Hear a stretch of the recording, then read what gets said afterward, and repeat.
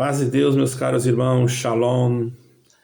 Eu quero tratar um assunto aqui, irmãos, referente à congregação cristã no Brasil, mas eu não estou aqui discriminando nem falando mal, e também a qualquer outra denominação, isso serve para qualquer denominação. Irmãos, nós estamos vendo nesses últimos tempos que alguma coisa estranha está acontecendo dentro das denominações. Algum espírito diferente está entrando dentro das denominações. E quando uma pessoa, às vezes, nem comete um pecado, algumas denominações, como a congregação cristã, posso falar, não falando mal, estou falando a verdade, discrimina a pessoa, joga a pessoa fora, sem ao menos saber direito o que aconteceu, corta aquela pessoa totalmente da liberdade, e os membros dessa denominação automaticamente se tornam, como eles já são, pessoas que estão dentro de um sistema religioso, eles também isolam aquele irmão ou aquela irmã, não visitam mais, não saúdam mais, não consideram mais como irmãos. Se você falar alguma coisa que você sabe que aconteceu, que está acontecendo, que está levando a denominação à bancarrota, vamos dizer assim, se você falar e você ter provas, se você ter argumentos, se você falar que aconteceu, você também pode ser desprezada pelas irmãs, se você for irmã, pelos irmãos, e mesmo que você continue ali dentro, fiel naquele sistema, mas se você discordar de alguma coisa e for falar com o ancião, ele simplesmente vai te ignorar. Na primeira vez até ele pode te tratar com certo amor, demonstrando, mas dentro do quartinho lá, nas reuniões secretas, eles vão falar que é para tomar cuidado com você, que você está com um espírito de rebelião. Não vem dizer os irmãos para mim que não é assim, porque eu já ouvi reuniões assim, eu já estive em reuniões assim, eu estou falando de coisas que eu vi. Você vai lá, fala para o ancião, pede sigilo, daqui a pouco ele leva na reunião, conta para todo mundo o que você falou, e o que acontece? Todo mundo fica sabendo, e esse sigilo vaza na família, daqui a pouco o povo todo está sabendo, e você pediu um conselho, às vezes eles dão um conselho, mas depois tem que levar na reunião, porque aí qualquer coisa é reunião, não você tem que tratar na reunião, qualquer coisa é reunião. Irmãos, e sabe, quer saber de uma coisa? Me chamaram já de fofoqueiro. Eu vou dizer uma coisa para os irmãos, a maior fofoca tem dentro dessas reuniões. Coisas horríveis. Tem coisas boas? Tem, mas tem coisas que a gente escuta, irmão, que são horríveis. E casos que não deveriam ser tratados assim com todos, porque nem todos aqueles que estão lá são pessoas que têm idoneidade para guardar segredo. Chega em casa, conta para a esposa, conta para os filhos. Então, irmãos, seria melhor que essa reunião fosse aberta, não fosse secreta. E quando fosse tratar um assunto grave, chamava só um ou dois para conversar, ou três, para ver se resolvia. Mas não assim, vocês estão agindo tudo errado, o nome das pessoas sai, daqui a pouco aquilo não é aquilo mesmo, aí daqui a pouco tem que ir lá pedir perdão, porque nós erramos e não sei o quê. Só pedir perdão, mas não lembra que a família ficou em casa, às vezes, chorando, que o filho ficou chorando, que a mãe ficou chorando, que o filho tentou até intentar contra a própria vida. Isso vocês não lembram. E não estão nem aí. Vamos falar bem a verdade. Cortam a liberdade dos filhos dos outros, às vezes por causa de uma coisa tão pequena. Era músico, não pode tocar. Teve um lugar aí que o músico foi perguntar para os anciães algumas coisas, perguntar. Só dele perguntar, ele não pôde mais tocar na igreja. O que vocês estão pensando, irmãos? Eu vou fazer uma pergunta. Vocês estão ligados a alguma sociedade secreta, irmãos? Por quê? É interessante o que vocês fizeram no Inário. Vocês pegaram o Inário, mudaram o ponto de doutrina, igual o sentimento dos maçons. Porque os maçons também acham que a Bíblia contém a palavra de Deus. E não vem dizer para mim que isso é uma coisa que vocês acharam, que Deus mostrou. E isso não foi. Isso apareceu no século XIX, na época do Iluminismo. E tinham maçons envolvidos com isso. Eu já estudei sobre isso, meus amados. Vocês estão deixando a desejar. Uma irmã me mandou uma mensagem que ela está de cama, não consegue levantar, está com depressão, por causa de palavras que ouviu aí, pregações. Outra irmã, várias irmãs, não é uma só, ouviu pregações, não se cumpriram. 20, 30 anos esperando, salvo erro.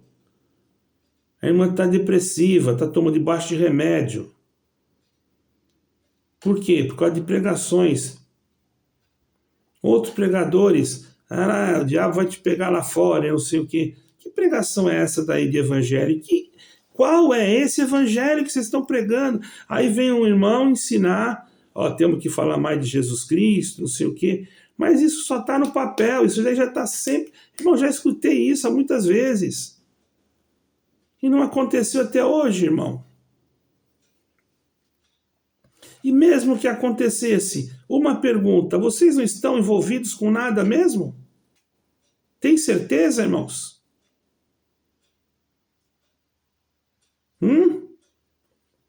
Irmãos, vamos ver naquele dia, né?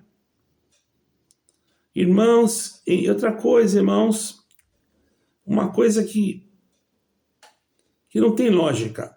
A irmã é casada com seu esposo, vivem bem, os dois congregam juntos. De repente a irmã começa a sentir alguma aflição ali dentro. Ou até Deus mostra para ela alguma coisa. Até revela, porque os dons de Deus existem. E não revela para o esposo. Ela vai lá, conta para o esposo não acredita. Ela fala assim, então você vai congregar, que eu vou procurar outro lugar, eu vou servir a Deus aqui em casa mesmo, tocando hino, cantando. O esposo já fica nervoso. Já quer levar a esposa na marra para a igreja. Aí ela vai, porque o esposo impôs. Mas ela não está indo porque ela quer ir. Ela está indo por uma imposição humana. Você acha que isso está certo, irmão? Você que faz isso? Deixa a sua esposa, ela não quer ir para o mundo, ela quer servir a Deus. Você fazendo isso, você vai matar o amor que Deus colocou no coração dela por você. Você vai ser tido como um ditador. Esposo não salva esposa, esposa não salva esposo. Você não pode fazer isso pelas escrituras sagradas. Se a sua esposa estivesse indo para um lugar onde se adora coisas malignas, mas se ela está querendo ir num lugar onde fala de Jesus Cristo, que ela se aperfeiçoe espiritualmente, você deve ficar feliz. Se você sente de ficar aí porque você acha que você vai resolver o problema no futuro, problema seu. Mas não vai separar da sua esposa também por causa disso. Porque houve casos que chegou ao meu conhecimento que eu não vou falar se foi a irmã ou o irmão, porque vai aparecer muito, né? Mas teve casos, teve casos que a irmã falou assim, se você for para lá, eu vou me divorciar. Quer dizer, eu pergunto, essa irmã casou com quem? Com o esposo dela ou com a congregação cristã no Brasil? Será que os irmãos não teriam que dar um ensinamento, já que vocês disseram que os irmãos das outras denominações também são irmãos, que nós não podemos desprezar? Agora vocês estão falando isso? Agora, depois de quantos anos, irmão? Eu, quando era menino, escutava você chamar todo mundo de sectário. Você chamava os irmãos das outras igrejas de primos. Ou não é verdade? Os irmãos novos que estão chegando agora não sabem, mas eu tenho 62 anos, irmãos. Eu obedeci com 12 anos de idade.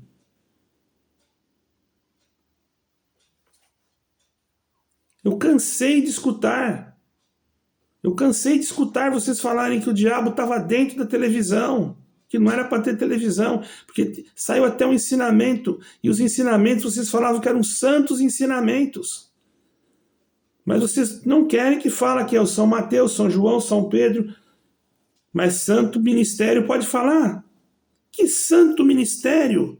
Quanta corrupção, quanta mentira, quanto envolvimento com maçonaria. E depois vem ensinamento dizendo que nós não pertencemos às sociedades secretas. A reunião de vocês é secreta. Irmãos, olha onde que nós estamos. Não tem lógica. Eu quero dizer para essa irmã ou se tiver mais algum irmão que pensa que você perdeu a sua vida eterna, irmãos, essas denominações exclusivistas, elas causam problemas psicológicos, emocionais, a ponto da pessoa colocar em risco a sua própria vida. Eu sou testemunha disso. E esses problemas psicológicos, emocionais, podem levar a pessoa a depressões profundas e causar danos a famílias inteiras por causa de uma pregação, de uma palavra falsa e mentirosa que não veio de Deus, porque você prefere acreditar na boca da palavra do ancião do que na Bíblia, porque vocês estão cumprindo uma ordem maçônica, porque isso é da maçonaria. Isso é do iluminismo, século XIX. Nenhum apóstolo falou isso. Ao contrário, o que Paulo falou para Timóteo? Vai lá e vê. Ele instruiu Timóteo para ele continuar estudando, para ele continuar buscando, porque aquilo que ele aprendeu, que ele sabe muito bem de quem ele aprendeu, se ele aprendeu porque alguém ensinou, se alguém ensinou, ele teve que estudar. A palavra examinar quer dizer pesquisar, analisar. Certo, irmãos? Então, irmãos, pelo amor de Deus, irmãos, vocês estão fazendo almas sofrerem. Irmãos que estão sofrendo, em nome de Jesus Cristo, há esperança para vocês. Se vocês estão sentindo o arrependimento, eu vou dar uma boa notícia para vocês. É o Espírito Santo que convence o homem do pecado. Então o Espírito Santo está em você. O Espírito Santo está em você, te convencendo, e você está se humilhando. Agora, se você ficar aí nesse lugar, sabe o que vai acontecer? Você vai ficar 200 anos, se você não vai ficar 200 anos, você vai viver isso, né? Mas uma comparação, você vai ficar sentado o resto da vida, sem poder chamar um hino, sem poder fazer nada. E outra coisa, não é só por causa de pecado, não. Só de você discordar com o teu ancião. Pronto. Você discordou com o seu chefe lá, com o rei da sua denominação lá, acabou. Você já era, como diz o brasileiro. Você quer ficar preso debaixo das garras do homem, irmão? Eu não estou mandando você sair daí não, e não estou generalizando, mas é verdade. E não adianta você que é fanático chegar aqui e chamar eu de vagabundo, nem de canalha, que entrou esses dias aí falando isso de mim. Eu localizei ele, e localizo qualquer um que entrar falando isso, qualquer coisa, qualquer um. Eu sei como localizar já, irmão. Você pode entrar com o nome de José, de Joaquim, de Maria, de Benedita, e você pode chamar outro nome. Tudo bem, tem pessoas que são obrigadas a trocar, botar o sobrenome, porque tem medo da instituição. Que se alguém da instituição souber, você vai ser punido. Vai ser sentado. Se você falar, olha, eu escuto os cultos lá do irmão Raul, eu gosto, fala para o ancião. Fala. Ele prega lá com tanto amor, com tanto carinho, né? Esse irmão amoroso. Fala que você escutou um culto que eu atendi na internet. Só fala isso. Sabe o que vai acontecer? Ele vai chamar a tua atenção. E vai chegar na reunião e vai dizer assim, olha, tem irmãos aí assistindo cultos que não são da congregação, e tem até irmãos assistindo culto de gente que está no pecado. Eles vão dizer logo assim. Porque saiu da congregação, meu irmão, você pode não ter feito nada.